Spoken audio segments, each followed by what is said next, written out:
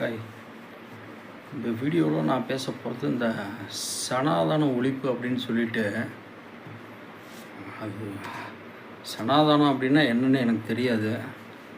First DMK காலத்தில் பேசியிருந்தாங்க. ஏதோ அதனமோ ஓகே, அப்படியே தட்டி விட்டு போயாச்சு. திரும்ப 2 நாளைக்கு முன்னாடி நம்ம உதயநிதி பேசியிருந்தார். அது என்னமோ அப்படின்னு சொல்லிட்டு அதையும் கண்டுக்காமல் போயாச்சு.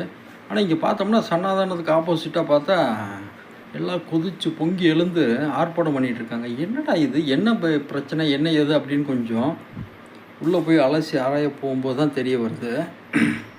அதுக்கு ரெஃபரன்ஸு நான் ஒரு திகா திராவிட கழகம் தலைவர் இவர் ஐயா வீரமணி இருக்கார்ல, அவர் பேசின வீடியோவை பார்த்தேன். சனாதனமும் இந்துவும் ஒன்றுதான் அப்படின்னு சொல்லி அவர் பேசுனதை பார்த்தேன். ஸோ எனக்கு அப்போ தான் புரிய வந்துச்சு. ஸோ அப்போ இவங்க சனாதனத்தை ஒழிக்கிறேன் அப்படின்னு சொல்கிறது இந்துவை ஒழிக்கிறேன்னு சொல்ல வர்றதா அப்படிங்கிறது எனக்கு அப்போ தான் லைட்டாக அண்டர்ஸ்டாண்ட் ஆச்சு. திரும்ப வேறு ஏதாவது வித்தியாசங்கள் இருக்காங்கிறதெல்லாம் அலசி ஆராய்ச்சி பார்த்தேன்.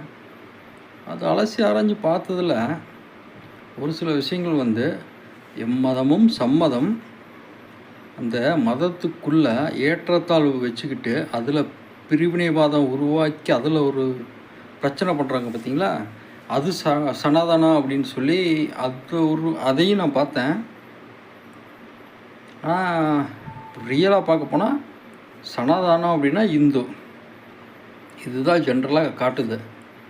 அப்போ இந்துவை எதுக்குறாங்க அப்படிங்கிறது தான் அர்த்தமாகுது. அப்போ திமுக இந்துவை ஒழிக்கணும் துடிக்குது. இதுதான் லிட்டரலாக என்னால் புரிஞ்சுக்க முடியுது. ரைட், ஓகே, அது போயிட்டு போகுது. இன்றைக்கி அது ஆட்சியிலே இல்லை.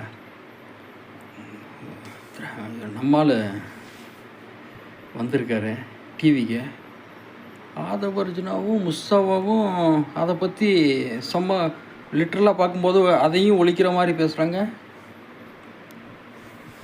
Mister C Joseph Vijay, Tamil Nadu முதல்வர் அவர்களே, இந்துவை ஒழிக்கிறதுக்கு தான் உங்களை எல்லாம் சூஸ் பண்ணாம? அது என்னோடய அர்த்தங்கள் சரியாக தப்பான்னு எனக்கும் தெரியல. சனாதானத்தை பற்றி 40 வருஷமாக எனக்கு புரிதல் இல்லை.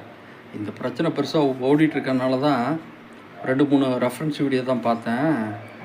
ஒருவேளை சனாதனங்கிறது இந்துவை எதிர்க்கிறது தான் அப்படின்னால் அதுக்கு தான் நீங்கள் வந்தீங்களா? இதுக்கு விளக்கம் கொடுக்கணும், கொடுத்தே ஆகணும். ஓகே, உங்கள் ஆளுகளே பேசியிருக்காங்க, இதுக்கு விளக்கம் வந்தே ஆகணும்.